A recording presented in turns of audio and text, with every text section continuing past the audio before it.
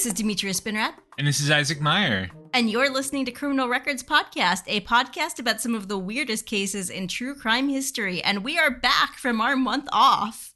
We are. I am back from leading a school trip to Japan, which was incredibly interesting and fun.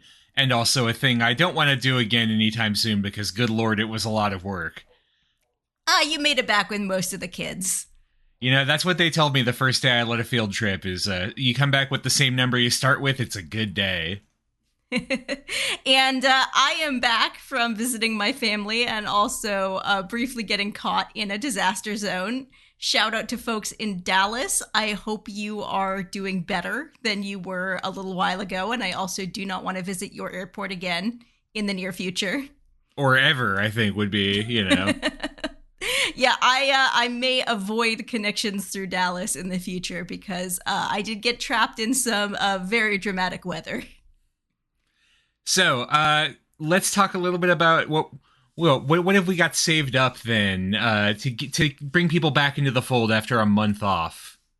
Well, the thing about actually taking a month off to pre-plan instead of going, oh my God, I need a case. What am I doing? And there's just grabbing something randomly off the pile is I can actually plan for the theme months. So for once, we actually managed to hit Pride with a Pride episode.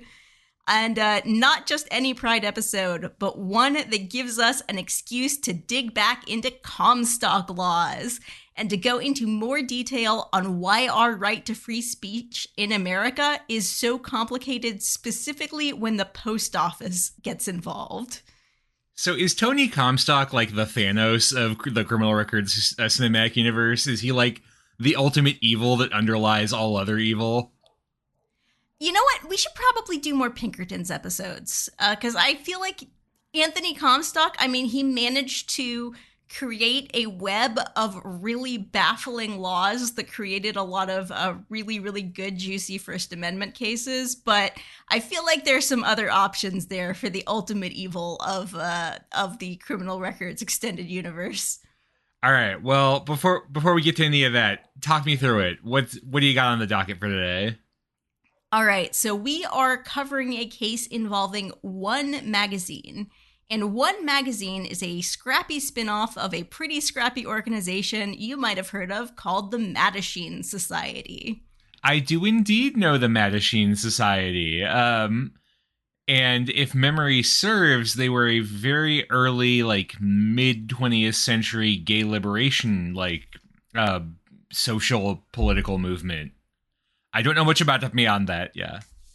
They were indeed. Oh, if you have heard of them, there is a good chance that what you've heard about them is not good because they often get cast in discussions of the modern Pride movement of being this older, stodgy, respectability politics-focused movement that the modern Pride movement, as we now know it today, had to push back against to make progress. And I actually am somewhat guilty of casting them in that light when I did the Stonewall episode.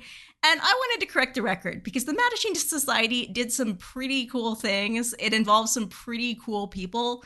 And a couple decades before Stonewall, they were laying the groundwork for a lot of what the Pride movement would be able to pick up and run with. So let's talk a little bit about the Mattachine Society, because I think you're going to come out. They were not perfect.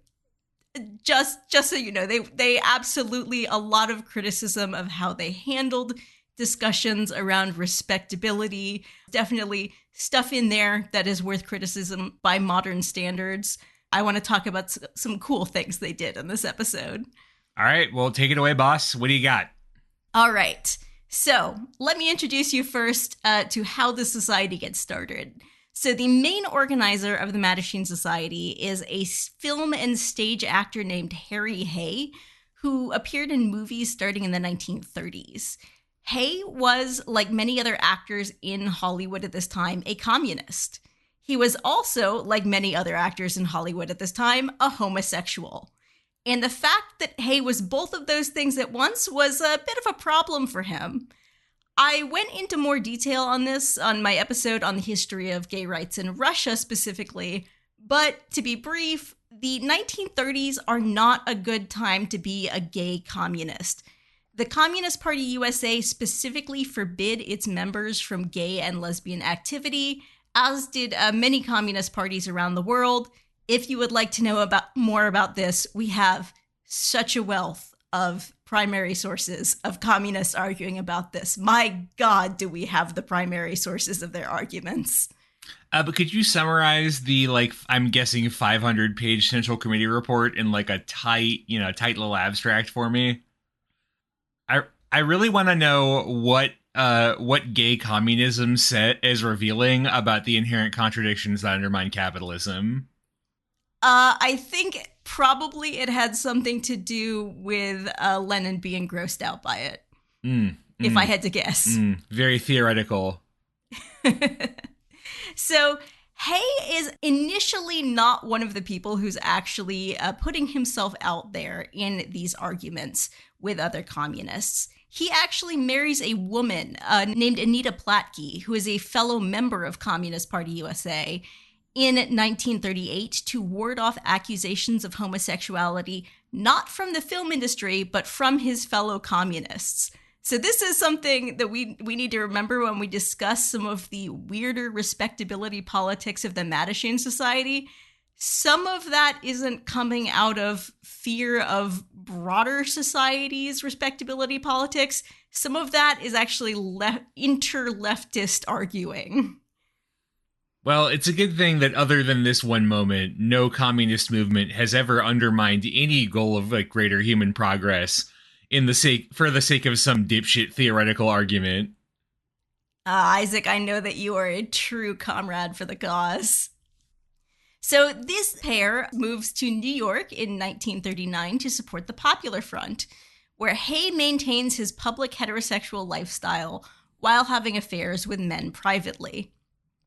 And then, in the late 1940s, things start changing for Hay. Because in 1948, a study, a very, very famous and world-changing study, is published by the sex researcher Alfred Kinsey called Sexual Behavior in the Human Male.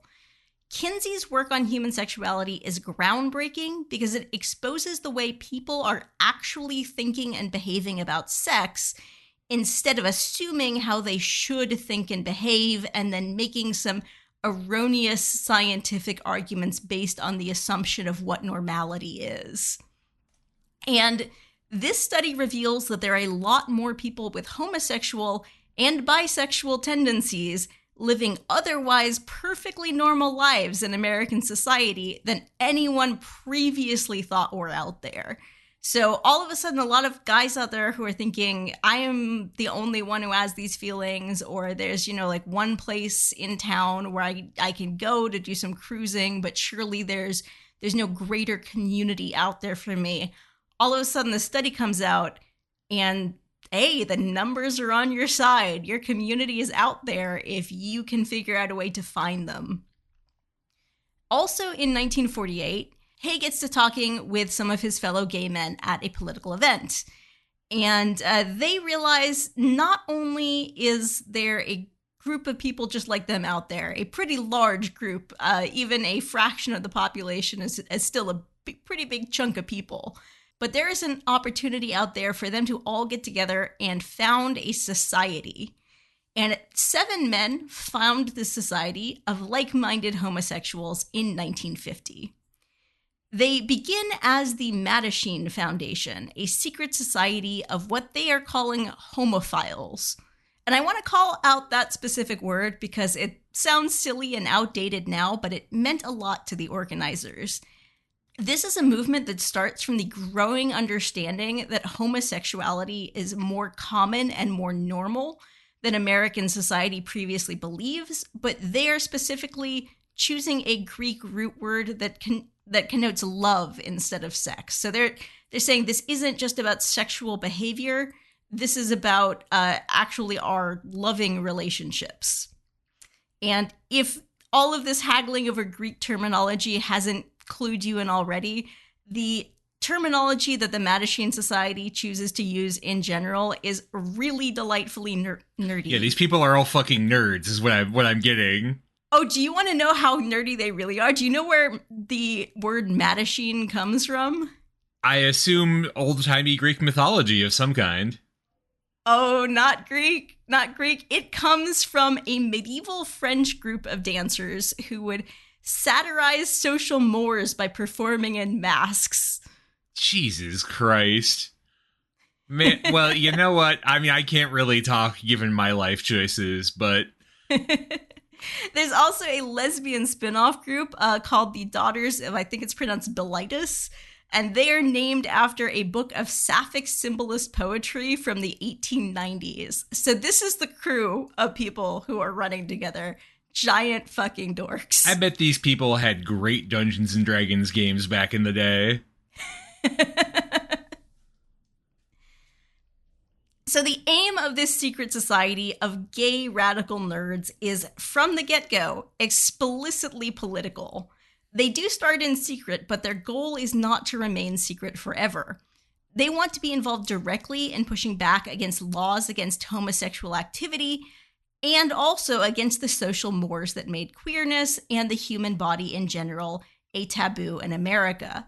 And some of their very earliest actions are specifically going after police groups that are basically entrapping men who are interested in sex, and they actually do a fair amount of cross-cultural work with the Chicano community in LA as well. So they are willing to reach out to other groups, and they are specifically going up against the police very, very early in their in their existence. And speaking of cross-cultural work and leftism, Isaac, it will not surprise you to know there were some Jewish members of this group. I actually, as I was reading, I read quite a few issues of this magazine that they put out because I was really curious, and then I was quite delighted, actually, by the content of the magazine. I noticed a lot of the writers seemed like they might have sort of slid in from the Jewish leftist groups that were very, very common at the time. I noticed a lot of folks with Jewish-sounding names, with bios talking about things like abolishing ghettos. It certainly seems like there was some cross-pollination with other leftist groups at the time. I mean, I for one am shocked, you know. I also want to tell you about one specific Jewish founder of this group, one of the original seven. He was a Jewish refugee from Austria who had witnessed fascist crackdowns on his home country's previously liberal approach to nudity in the 1930s. Shout out to Rudy Geinreich, who pioneered, among other things, modern swimwear, unisex clothing lines marketed with both male and female models, modern bras, and a line of gourmet soups. Fascinating, fascinating man. I mean, all of those track with each other except the soup. I guess he just likes soup. He liked what he liked, and what he liked was actually, even though he was gay, he was very much in favor of much more revealing women's swimwear.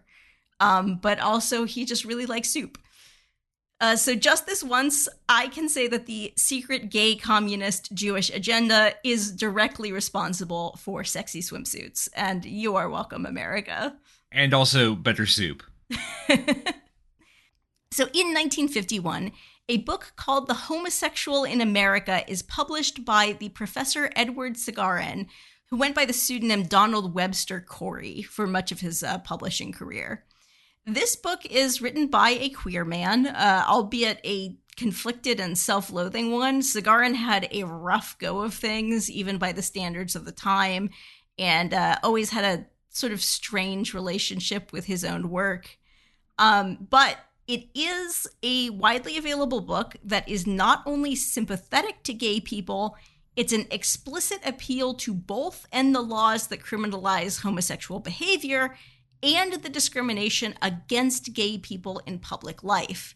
The book draws explicit parallels to other civil rights movements that are happening in America in the early 50s, stating that the issue of minority rights is, quote, the challenge of this century, the cornerstone upon which democracy must build and flourish or perish in the decades to come. I mean, not wrong about that. Yeah, he was very much right about that. He had a strange relationship with his work, and his work is not perfect, but he was most definitely right about a lot of things. So, under the Corey name, Sagarin starts the Corey Book Service, a mailing list that grows to 3,000 subscribers at its peak. And I know that in modern internet influencer numbers, 3,000 people in your audience is not considered very high, but in the early 1950s, 3,000 people signing up for a mailing list for an extremely secretive and persecuted minority group, that's a pretty big deal. That's a big audience that you might want to distribute some political material to. Yeah, I mean, I think it's worth keeping in mind that, like, before the internet, it was so much, you really had to work so much harder to be active in a group like this. Like, these days, I mean, I definitely take it for granted that I can find basically anything with a Google search and kind of remain plugged into the news basically anywhere, no matter how granular it is. But, like, having to figure out how to sign up for this, pay the subscription fees, like, that's a challenge in the 1950s. So, you know, that 3,000 people cared enough to do it, that's genuinely something. And being able to organize even a fraction of that group of people to do something like a letter writing campaign or a march, you actually are able to get some political attention with that kind of mass of people. So in 1952, a discussion within the Mattachine Society leads to the formation of a nonprofit corporation called One Incorporated, or One Inc. In 1953, they start publishing a magazine, one that is both using the Corey Book Service to get the word out and getting a lot of written contributions from the Donald Webster Corey pseudonym. So it's using this already existing mailing list, and it is using an author who even pseudonymously is sort of out there in the gay community. People are very aware of who he is, and he is now publishing articles in this magazine. In January 1953, One Inc. starts selling their brand new One magazine in Los Angeles, and also they start mailing it all over the country. And I actually found a ton of old issues of One magazine on JSTOR. I am going to link to them in the footnotes so people can go through them.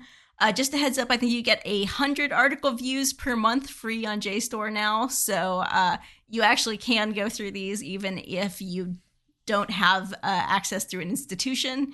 And I really encourage listeners to go through a few of these because the 1950s were a time when those sort of glossier, celebrity-driven, very ad-filled magazines, like that is definitely a trait of magazines that people really think of when they think of the 1950s in particular.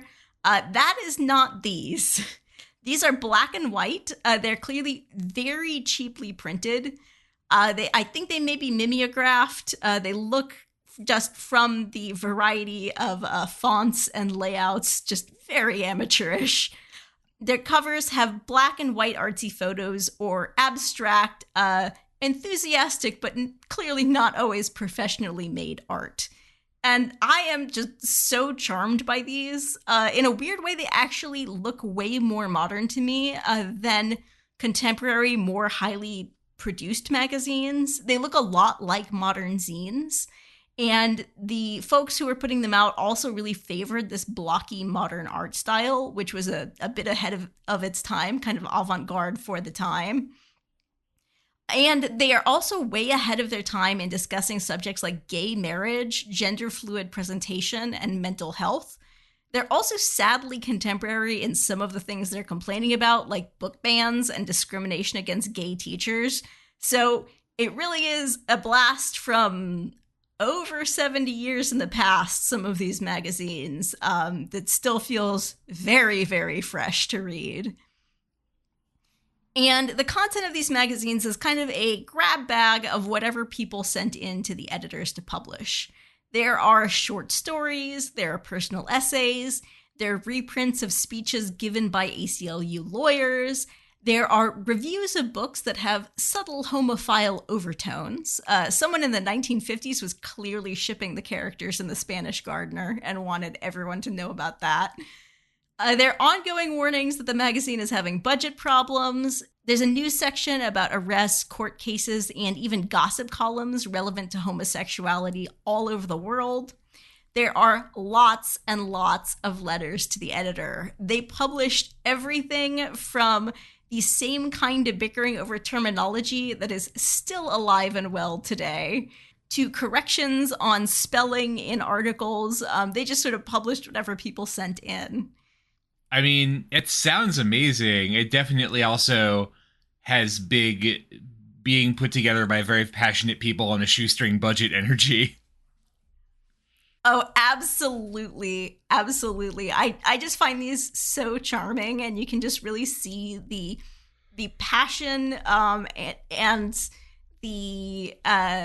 the desire to keep putting these out, even though they are clearly struggling with a lot of the technical aspects of creating this magazine and being able to pay for the printing of this magazine. This is a group of passionate people who are not doing it for a profit. And in terms of the spiciness of a magazine like this, occasionally there is a cover picture or an article that does suggest an enjoyment of the aesthetics of the male form, I would say. But this is really not a smutty magazine at all. A lot of them have few or no pictures whatsoever. The subject matter of the content is politically, legally, sometimes scientifically dense. Some of the articles have very extensive footnotes that are even running 2 other pages because they're so long. The letters to the editor pages have disclaimers that they do not forward correspondence from one reader to another. They want to make it very clear that there's no way to use this magazine as like a hookup section. This is not a personal ads section. This is a section for arguing in great detail about whether one calls oneself a homosexual, a lesbian, or a sapphic, and whether one should capitalize those words. Ooh, hot topic of debate in the 1950s. I can't imagine caring about anything more than that in my entire life. So this is, to our modern eyes, a completely harmless magazine. And it's one that gets sent all over America. But here is the problem with sending magazines all over America. You have to mail them. And it's the mail system that is the source of our legal wrinkle. Because the United States Postal Service is a public service that is run by the government, but it does not sit in the same legal zone as something like a local public transit system or school system or waste management system, something like that. The USPS has the incredibly legally complex job of managing mail going between 50 different states, all of them with their own criminal codes in addition to federal laws, and also managing mail entering and leaving the country. And it has to police a variety of crimes that can be done by mail, from fraud to sending bombs to mailing the wrong kinds of fruit to the wrong states. Yes, regulating where fruit can be sent is actually an incredibly important thing to do. There are a lot of nasty plant pests and diseases that can be transmitted through raw fruit. So there actually is a reason why you need to police things that are sent through the mail that you might legally be able to own, but you legally can't send. Do you think we can get a whole episode out of fruit crime? Oh, there's got to be some good fruit crimes out there. I feel like there's got to be some fruit crime, you know? Do you want to meet the proud folks who are defending our nation's fruit supply? I would love to.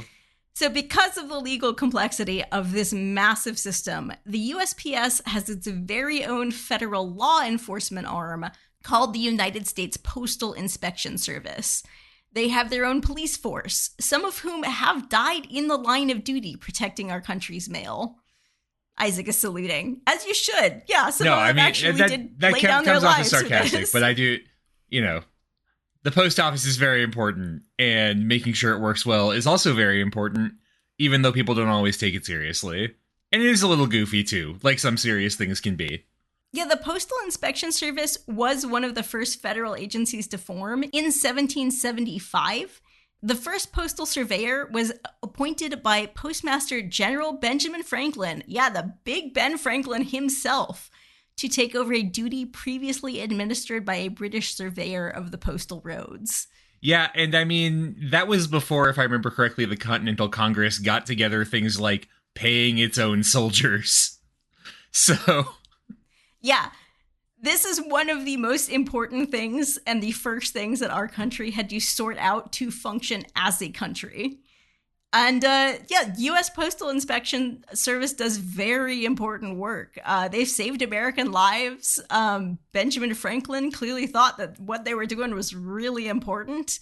And they do have the powers, including the power of arrest, necessary to protect the mail. But also, they want to make sure no one puts any gay shit in that mail. Yes, we are about to take a great big dump on their legacy of service because of one particular U.S. postal inspector named Anthony Comstock. All right, so it's been like a month since we talked about Anthony Comstock, but would you like to refresh the class on what his whole deal is? All right. Anthony Comstock was one of the greatest buzzkills our nation has ever seen. He was a campaigner with the New York Society for the Suppression of Vice, and he saw an opportunity to crack down on all of this vice by making it illegal to mail indecent items and information around the country. And like I said, there are very understandable reasons why you as an American are allowed to possess something like, say, a banana, that you're not allowed to send raw bananas by mail to certain states. That it crushes my freedom, my God-given rights under the Constitution to mail bananas wherever I want. But you can have that. It is your God-given right to have that banana. You as an American can go get a banana whenever you want, but you cannot mail that banana to a different state. And you, as an American, are also quite welcome to talk about, and in most states buy and sell, let's say, other banana-shaped objects. I can't imagine what you're talking about, Demetria, on this family-friendly podcast. But the Comstock laws can ban you from sending those banana-shaped objects through the mail, or mailing a letter to your very special friend about how much you enjoy their banana-shaped objects, or mailing out pamphlets explaining how to correctly put a condom on a banana-shaped object. So you see what I'm getting at here. Anthony Comstock realizes that he can functionally stop the spread of information about sexual health and sex in general by passing laws targeting the Postal Service. I mean, and a lot of those laws, not as I recall this specific one, we'll probably get to that in a second, but a lot of them are still, like, there are still Comstock laws that are on the books. They're not all gone. Yes, there are. The laws that he successfully campaigned for passing get referred to in aggregate as Comstock laws, but it's not like there's just one law that you could roll back to get rid of this, because they're a tangle of federal and state laws regulating what can be transmitted by mail, and they specifically target, quote, obscene, lewd, lascivious, indecent, filthy, or vile article, matter, thing, device, or substance. Buzzkill. And that is a very wide and very poorly defined net to cast. And it catches, among other things, people's personal letters. A bunch of fitness magazines get confiscated under this. Medical pamphlets about reproductive health and family planning are specifically targeted by this. As we've talked about in previous episodes, literary magazines publishing James Joyce get targeted by this. And in August 1953, that net catches the August edition of One magazine, probably because the cover says homosexual marriage? ? Oh, I'm shocked such an idea could be discussed. I actually have this magazine here in digital form. Oh, you have some indecent material for this podcast? Oh, yes. I am going to send this to you. Could you describe this absolute filth on this cover here? Oh my god, this cover page looks like a child drew it. It's just a bunch of... It's avant-garde. Rectangle? It's just rectangles and the words homosexual marriage. I don't even know, man. And of course, it starts immediately with a letter that is then critical of the Mattachine Society. Oh, it's nice to know some They things in publish leftist anything, politics man. don't change. So this is the filth that is seized by postal authorities in Los Angeles. And they hold on to it for about 3 weeks. And then I guess the Mattachine Society put some pressure on them to actually prove what in this magazine is so filthy, and they do have to release it eventually. But at this point, the Mattachine Society is very aware of the fact that they are now being targeted by the postal inspectors. And can I read the disclaimer they put partway through this? Because I think it's incredible. Oh, okay, you can read this one, and then I'll read. I have quite a disclaimer to read later. This is the disclaimer starts, one by its very nature often discusses illegal sexual practices as well as the legal rights of those who commit them, being mutually connotative. I can't even say that word. Mutually connotative, connotate. It is nigh impossible to separate the two. This, however, is not to be construed as an implicit approval of criminal acts, nor as an incitement of others to such behavior. If one had such an antisocial attitude, it would not devote most of its pages to demands for legal reform. It goes on for another, half a paragraph about this, but I just find that incredible that they had to, I assume, find a lawyer or someone who'd gone through law school to draft up a thing being like, this is a magazine about stuff that's illegal, but it's not like we're promoting things that are illegal. We're just saying they shouldn't be illegal, but we're not pro-crime. That's just amazing. Oh, you have hit on exactly the argument of the lawyer that they do find. And he is a 30-year-old attorney named Eric Jolber. Now, this hotshot lawyer actually was not gay himself. He wasn't actually initially friends with the folks in the Mattachine Society. He took on the work of being one's legal counsel completely pro bono, and he did it specifically because he was a hotshot young attorney who really, really wanted to work on a civil rights case.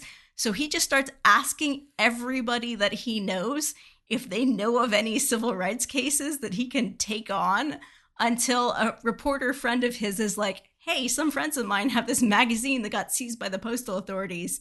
You want in on that? And he's like, oh, I absolutely want in on that. Honestly, I respect that a lot. That's amazing. Oh my God, you're going to respect him so much more after you find out what he did. This guy is absolutely amazing. He actually takes on this case. The ACLU rejected this case.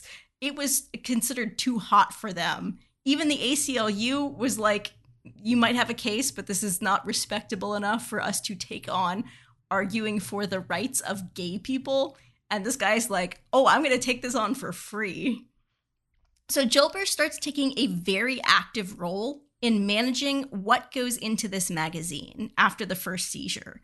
He knows that already that they are gearing up for a lawsuit against Otto K. Olesen, who is the postmaster of the city of Los Angeles. And he wants to make sure that when the magazine is seized for a second time and he can proceed with the lawsuit, that he has a really ironclad case. So he starts not only reading the magazine before it's published, but giving line edits to stay within the boundaries of what he understands the laws to be on mailing obscenity. And we actually have digitized copies of some of his letters of his line edits. I mean, it's really specific. Things like take out the word orgasm in this line, change the word bedfellows in this line. He's really, really making sure that absolutely nothing in this magazine could be construed as sexual. In a magazine that's about same-sex relationships. I mean, it's a very clever strategy. You just need someone who's willing to kind of bite on the bait you're putting in front of him. Oh, he makes sure to bait that hook. So in late 1954, the Los Angeles postal authorities seized the October issue of one magazine, claiming it's obscene. And the magazine they seize has a cover that says, it's got a giant quote that says, "You can't print it. One's legal counsel." Okay, do you have that one? Oh, let me find this one. It's on JSTOR. I mean, God bless JSTOR and their commitment to archiving literally everything, including things they probably should still have up there without some pretty serious content warnings. All right, so could you describe the absolute filth on this cover that makes that really tips off the postal inspectors? They got to read this one closely. There are some patterned leaves on it. I mean, I'll give it this. I actually like the design of this one quite a bit more. You know, kind of monochrome.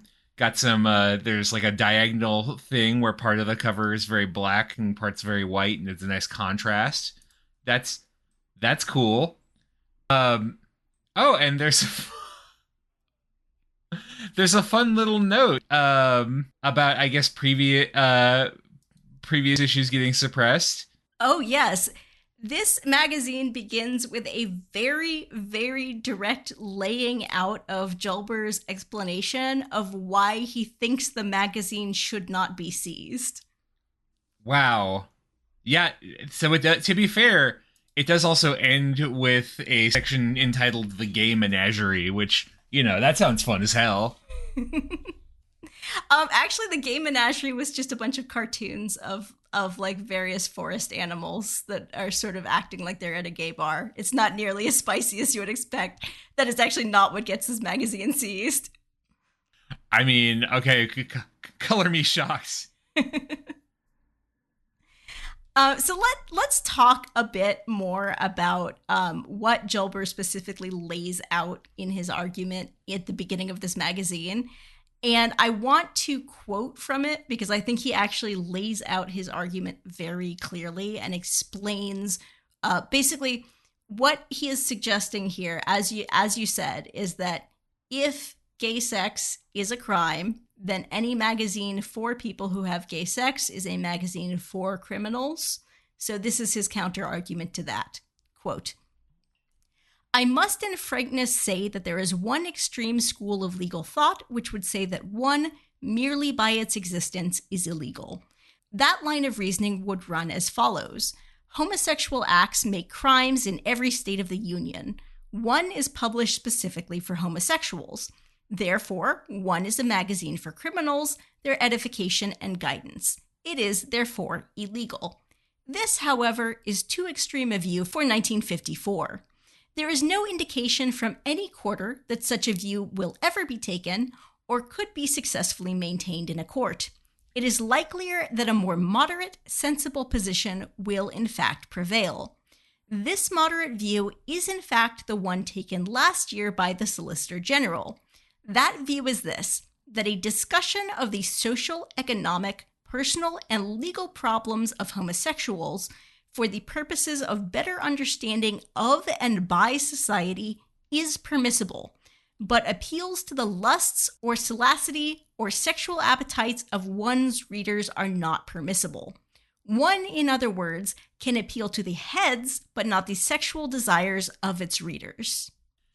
That seems pretty reasonable, honestly. Like, it's my understanding that just kind of talking about a crime is not illegal in and of itself. That's why, for example, like heist movies are not illegal.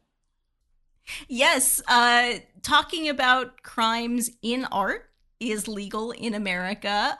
People sometimes mix up the Hays Code. The Hays Code was actually not a law.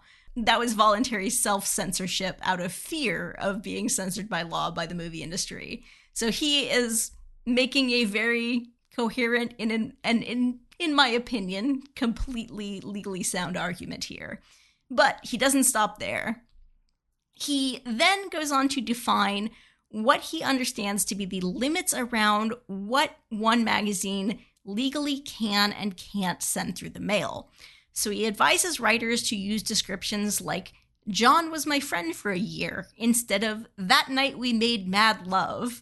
He suggests that writers refrain from being effusive in a way that could be argued in a court of law to be encouraging homosexuality in others, because encouraging people to commit crimes is not protected speech.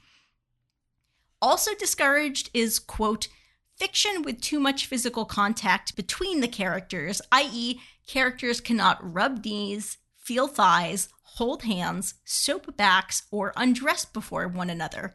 All examples taken from recent contributions. And I'm starting to get the impression here that what gets this particular issue suppressed is literally the fact that it includes examples of things that it would be illegal to put in the magazine, but he's including them only as examples of things you can't do. Well, there's an interesting wrinkle to that. Because one magazine has noticed something really strange about American law, which is that depictions of intimacy between women are different under the law, at least as the law is enforced, than depictions of intimacy between men.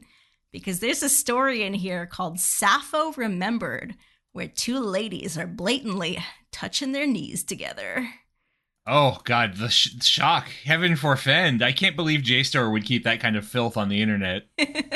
So, just an aside here, I fully understand to modern listeners, this kind of hedging and rules lawyering and tamping down on sexual expression, I understand why that feels like the Mattachine Society is gatekeeping and controlling gay sexuality and is trying to make the community more respectable, but that is actually not what is happening here. This is sort of a legal dare of letting the magazine exist at all and laying out the law as they understand it. So they're, in this case, not specifically attempting to break the law to show it's wrong. They're attempting to stay within the bounds of the law and then get seized anyway so that they have a court case that they can then say, actually, you're wrong. You have to stop seizing us. We are following the law. So that is what they're doing here. Yeah, I mean, it's deeply kind of absurdist, but, you know, so are the laws they are fighting. And I can see how if you are like, because this is happening, you know, the mid-50s, like, you haven't reached the most radical levels of the student movement that's going to happen in the mid to late 60s. Mm-hmm. But yeah, this is, like, I mean, this is over a decade before that. This is 54. Yeah, this is early days, but I can see how someone who maybe is in, like, the front line, or kind of the front runner of that more radical politics would view this as kind of, like, silly time wasting, that's sort of playing dumb games to win incremental victories. But also, you know, those incremental victories do matter, I feel like. Side note, I did briefly just skim through Sappho Remembered, and it is a lot of, I'm going to be honest, somewhat stilted dialogue, and then a lot of people just having very dramatic but unspecific feelings. A woman does put a necklace onto another woman very suggestively. I mean, shocking. So yeah, this is a fairly typical magazine for one magazine in the fact that it's really not spicy at all. It contains the usual stuff that their magazines usually contain. Like I said, there are those funny cartoons about forest animals. There's a collage of newspaper headlines about a pretty scandalous case that was happening at the time. There's a very earnest essay about democracy in there. Oh my goodness, is it earnest? Isaac is saluting again. But there's also that short story, Sappho Remembered. And in addition to that, there is a lightly saucy poem about English history and politics that is satirizing the, at the time, topical conviction of the 3rd Baron Montague and the known homosexuality of Lord Samuel. Well, there's nothing more straight than the English history. Oh, yeah, it's a pretty good poem, actually. They really go point by point through it. There is also an advertisement for a different magazine called Der Kreis, also known in English as The Circle, which is a magazine published in Switzerland. And this advertisement says, but does not show, just says that it contains beautiful photos. Of landscapes, I assume. Well, remember, this was published in some countries that were not under American that's laws. That's why yes. They're all landscapes for legal purposes until you can convince anyone otherwise. Or a nice clock. Side note about Dirk Kries.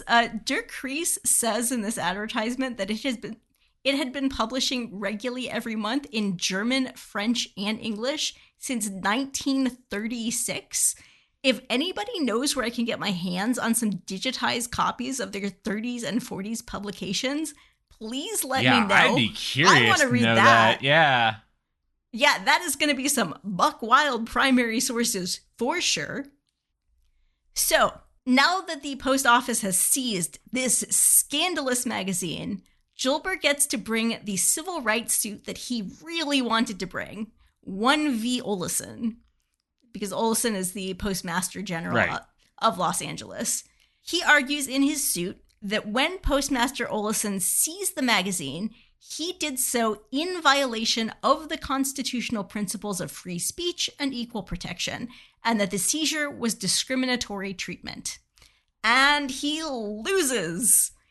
In March 1956, U.S. District Judge Thurman Clark reads Sappho Remembered and calls it, in his opinion, quote, obviously calculated to stimulate the lust of the homosexual reader.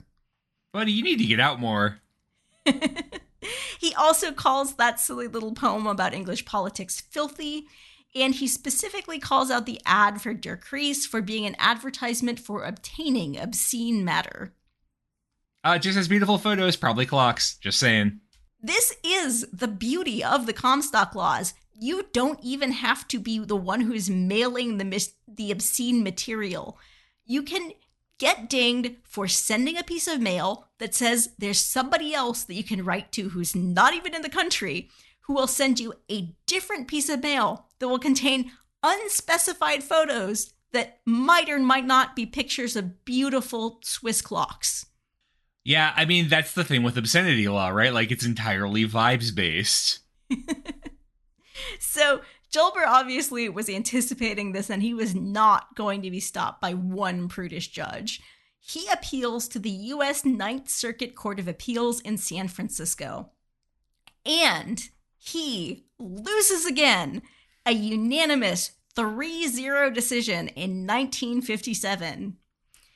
So throughout all of this legal fighting, one actually does continue publishing. Remember, just because you can't mail something doesn't mean you can't own it or even sell it. So they sell copies at gay bars and newsstands for a quarter. They actually do manage to continue sneaking copies through the mail in brown envelopes, but they can't mail their magazines out the way one normally just pops a magazine in the mail during this time period. But Julber is not done yet, because there is still a court that he can appeal to, the Supreme Court of the United States. Yeah, I mean, so it's 1954. You do have, like, oh god, I'm drawing a blank. Now it's 1957. All right, so you have like the more progressive court, right? These are the folks who passed Brown versus Board of Ed. Like, things are changing in the Supreme Court. Yes, indeed. Yes, indeed, there are. And he manages to talk Dale Jennings and Don Slater, the magazine's editors, into letting him do this. So these folks scrape together just enough money to pay Julber to travel to Washington to argue the case. He actually files a petition to the Supreme Court on June 13th, 1957, arguing that the rules of the California judges came from prejudice and that the mere discussion of homosexuality in literature should not automatically be considered obscene. He specifically points to precedents allowing discussion of nudism and polyamory and polygamy. Why are those okay under the law if homosexuality is obscenity? And as you said, this court is pretty progressive, at least by the standards of the previous couple decades of the court. And he files this at just the perfect time, because another case about obscenity was making its way through the court at the same time. That court was Roth v. United States, which the court finds on June 24th of this very same year, that while the conviction of the bookseller Samuel Roth for selling obscene material should be upheld, the definition of obscenity needed to be reined in, and that, quote, sex and obscenity are not synonymous. All right, here we go. Oh boy, we have just completely changed the definition of obscenity in the United States with this other case, and now the court is looking for an opportunity to test out their brand new precedent. And what do they have? The perfect case with which to try this precedent on for size. And not only that, even the conservative members of the Supreme Court at this point had been getting rightfully cheesed off at the excessive obscenity seizures of the post office. The liberal and the conservative justices actually both saw this as an opportunity to rein in a federal agency that had been tamping down on what they believed should be protected speech. And, of course, this is also a court that has only just seen the excesses of the McCarthy era. They're thinking maybe they swung a little bit too far in their commie hunt. Maybe they should you call that come back to the center. A little whoopsie? Just a little whoopsie. Maybe we should correct by coming back to the center on free speech issues. So on January 13th, 1958, the Supreme Court issues a ruling reversing that Ninth Circuit decision. And let's hear that in the words of One magazine itself. Quote, "For the first time in American publishing history, a decision binding on every court now stands, affirming in effect that it is in no way proper to describe a love affair between two homosexuals as constituting obscenity." End quote. This is big fucking legal news. This is a very large legal change. That is pretty huge, yeah. Oh yeah. This completely changes the game for the material that you can distribute by mail, which, I mean, functionally in America, the material that you can distribute across America at all about homosexuality. I mean, that is a pretty seismic shift in terms of just, affirming that is legal to do. And something that, the National Society does not get a lot of credit for when you see it talked about today. So yeah, obviously not the end of the fight. Not even really what a lot of people mark as the beginning of the fight when you hear histories of the Pride movement in America. But this is a really important part of the fight. And it is one that makes a huge difference in how the Pride movement is able to grow now that this massive restriction on even talking about homosexuality in any document that is distributed through the mail is lifted. And contrary to the general narrative about respectability politics of the Mattachine Society and its spin-offs, it is very much a victory for the discussion of sex and desire specifically in the public view. So Gilbert's main regret in this case seems that he really wanted to argue this case in person, and the Supreme Court jumped the gun and they issued their ruling like pretty much as soon as they got this case and realized that they had the opportunity to rule on it. So he never gets his big moment in court. Aww. And he goes on to a very successful legal career, but he never gets a chance to go in front of the Supreme Court again. And I think that was what bumped him out. He won so decisively and so conclusively that he never even got to argue the case. I mean, I can see how just as like a legacy thing, if you're a lawyer, you want to have that big dramatic moment. That's very exciting. You could be bummed about that, but also like, dude, you laid up such a slam dunk. The Supreme Court was just like, yeah, we'll just give you that one. Yeah, this guy is responsible for one of the biggest changes to American obscenity laws like ever. And he never even got to argue in front of the Supreme Court. They were just like, yeah, that seems legit. Yeah, let's just rule on that one. So that's what happens to Gilbert. He goes on to have a very successful legal career. One magazine keeps publishing until 1967. 2 years before the Stonewall movements are generally considered to have kicked off the modern Pride movement as we know it today in America. But the One Institute is still around. They continue to publish educational materials. They maintain an archive of historical materials, and they do maintain a gallery with rotating exhibitions in Hollywood. So they are still around. Many of the founders of the Mattachine Society would push the boundaries of respectability in the 60s, 70s, and beyond. founding even edgier groups or exploring greater freedom in visibility in art and fashion. David Hay himself, I think, went on to form a group called like the Radical Fairies or something. And I found a picture of him like fairly recently in a really fetching skirt. So it's not like he continued to maintain the respectability politics foisted on him by communists for the rest of his life. He got pretty radical too. Yeah, I mean, the one member of the Mattachines who I know anything about is Dick Leitch, because he did some written coverage of Stonewall when it happened, and he's pretty famous for that. And I know that he got arrested, or he tried to get himself arrested doing like essentially sit-ins in Manhattan, where he would go to bars that had a "we don't serve homosexuals" policy and be like, "I am gay and I want a drink," and just try to get them to kick him out so that he could sue them, right? So that he could create a case, therefore then take it to court, and then have like the precedent in place that this was not legal. So like, there's some cool folks in there. Yeah.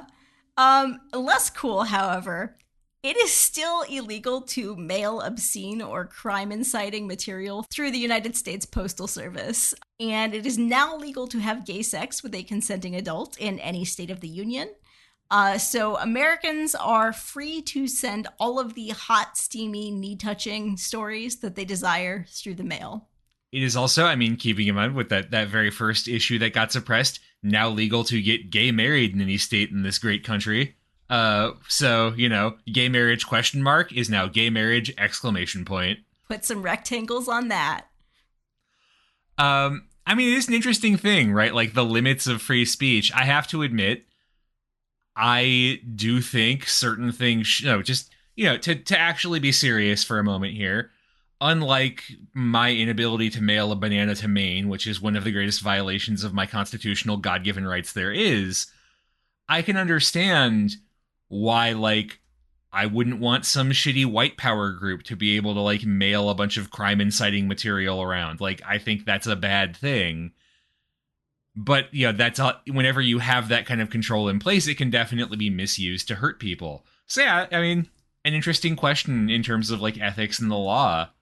Very interesting. And it's one that is actually going to be in the news quite a lot this year because those laws against mailing abortifacients and birth control, those got really complicated in the age of the pill. They were written back when basically, what they were banning was basically family planning pamphlets or maybe mailing things like a diaphragm. But once the pill came in, and then once the abortion pill came in, these laws get incredibly complicated. There's currently some very, very interesting legal wrangling, which I recommend that you do check in about occasionally, because it may if you are in America, it may have some bearing on your civil rights. There are groups out there that will, for instance, mail abortion pills or birth control pills or things like HRT from states where those things can be obtained to states where it may not be legal or easy to get those things. The question of the legality of that is something that is going to be decided by a court that is not working as well together as the court did back in 1957. Yeah, that'll be interesting to see how that one plays out. I think there is a case related to that in front of the court right now, as I remember. So we might hear very soon what the decision is. Mm-hmm. Yeah, so it may soon be the case that even if you can legally possess those things, your ability to legally acquire those things through the mail may be in jeopardy. So put a pin in that. And in the meantime, if anyone would like to mail us any of the obscene knee touching that they can think of, where can they find us? You can find us at facingbackward.com.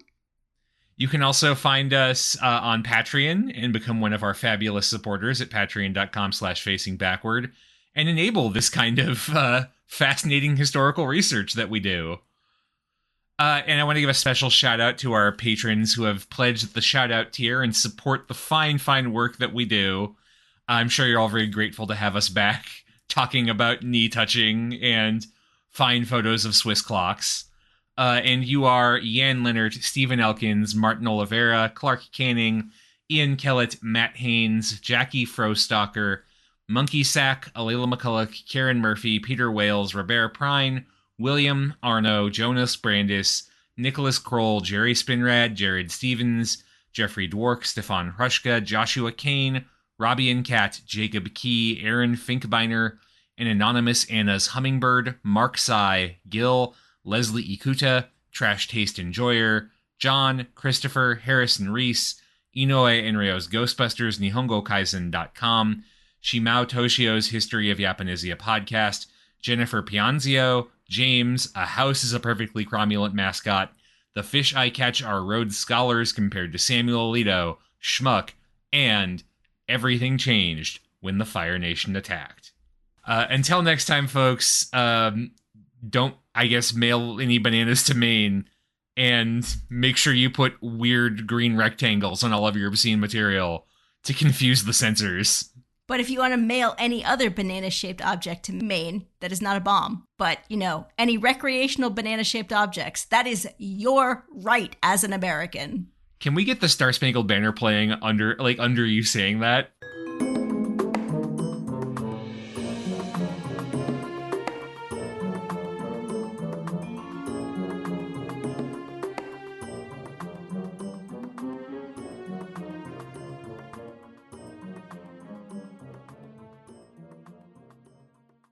But if you want to mail any other banana-shaped object to Maine, that is not a bomb. But, any recreational banana-shaped objects, that is your right as an American.